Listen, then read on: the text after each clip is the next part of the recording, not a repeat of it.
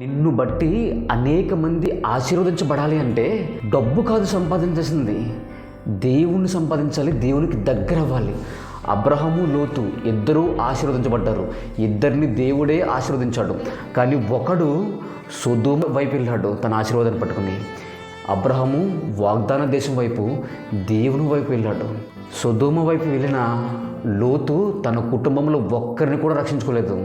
కానీ వాగ్దాన దేశం వైపు వెళ్ళిన అబ్రహాము ప్రపంచమంతటికి ఆశీర్వాదకరంగా ఉన్నాడు. వీరిద్దరూ ఎందుకు రెండు మార్గాలు వెళ్ళారు? ఒక్కటే కారణం, వీరు సంపాదించిన ఐశ్వర్యము. ఎవరిచ్చారు?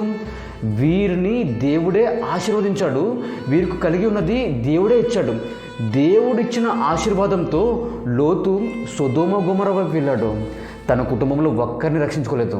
అదే ఆశీర్వాదము అబ్రహాంని వాగ్దానం వైపు నడిపించింది. దేవునికి దగ్గరవుతున్నాడు, దేవునికి దగ్గరయ్యాడు అనే మాట కంటే ఈ భూలోకంలో మరొక ఆశీర్వాదం లేనే లేదు. కొన్ని కోట్లు సంపాదించాడు, కొన్ని లక్షలు సంపాదించాడు, అది కాదు ఆశీర్వాదం అంటే. దేవునికి దగ్గరయ్యాడు అనే మాటే గొప్ప ఆశీర్వాదం. అబ్రహాము దేవునికి దగ్గరయ్యాడు, భూమి మీద ఉన్న ప్రజలందరికీ ఆశీర్వాదంగా ఉన్నాడు. లోతు దేవుడిచ్చిన ఆశీర్వాదంతోనే ఉన్నాడు, కానీ సొదొమ వైపు వెళ్ళాడు. దేవుడిచ్చు ఆశీర్వాదము నిన్ను ఎటువైపు నడిపిస్తుంది? సొదొమ వైపు నడిపిస్తుందా? వాగ్దానం వైపు నడిపిస్తుందా?